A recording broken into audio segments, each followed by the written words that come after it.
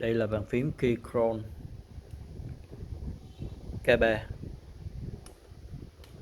kết nối không dây với lại máy tính và điện thoại, dành cho Mac, Android đều được hết nha. Giờ chúng ta sẽ cùng nghe tiếng gõ của nó này.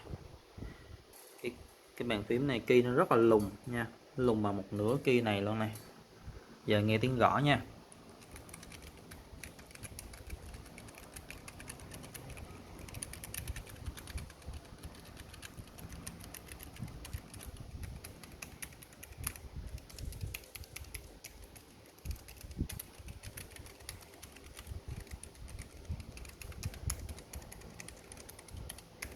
Rồi, link mua em này nằm dưới phần comment hoặc là phần mô tả của video.